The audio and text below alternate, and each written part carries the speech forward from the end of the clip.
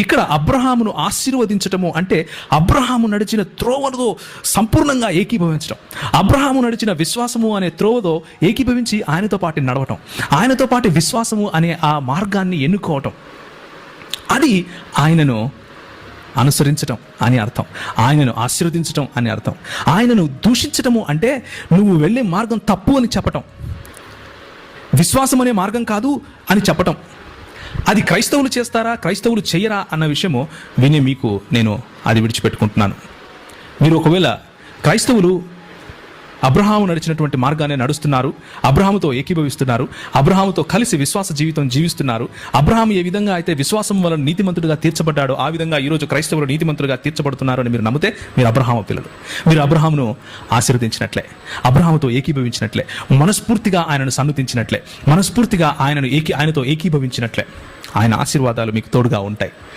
కానీ రోజుకు 10 సార్లు అబ్రహాం అలైహిస్సలాం, అబ్రహాం అలైహిస్సలాం, అబ్రహాం అలైహిస్సలాం అని చెప్పినంత మాత్రాన అది ఆశీర్వాదం అని అనుకుంటే దానికి ఎవరు ఏం చేయలేరు.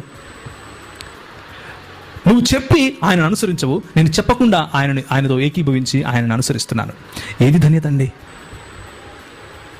ఏది ధన్యత? బ్లెస్డ్, బరకా అన్న పదానికి ధన్యత అన్న అర్థం కూడా వస్తుంది. The same word used in Matthew chapter 5, మత్తయి రాసిన సువార్త 5వ అధ్యాయంలో blessed is the one, blessed is the one, blessed is the one అని బియాటిట్యూడ్స్ లో ఉంటుంది. అదేంటి? అక్కడ కూడా బరకా అన్న పదమే వాడారు. బ్లెస్డ్ అంటే to completely agree with, to completely in line with, ఆయనతో ఏకీభవించడం, ఆయనతో కలిసి ఆ విశ్వాసము అనే ప్రయాణం చేయటం, ఆయన చూపించినటువంటి మార్గంతో ఏకీభవించడం, అది ఆయనను ఆశీర్వదించడం అంటే. అంతేగాని నోటితో లిప్ సర్వీస్ కాదు. యేసు ప్రభు వారు అలాంటి వారి గురించి చాలా కఠినమైన మాటలు మాట్లాడారు. మీ ఆరాధన, you do a lip service to me but your heart is somewhere else.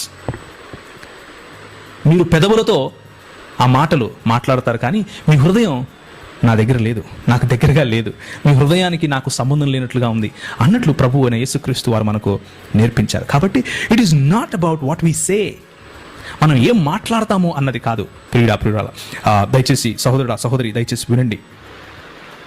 మనము అబ్రహామును ఆశీర్వదిస్తున్నాము అన్నదానికి చిహ్నం ఏంటంటే మనకు అబ్రహాము చూపించినటువంటి నీతి అనే మార్గంలో నడవటం, అబ్రహాము చూపించినటువంటి విశ్వాసము వలన కలుగు నీతి అనే మార్గంలో నడవటం.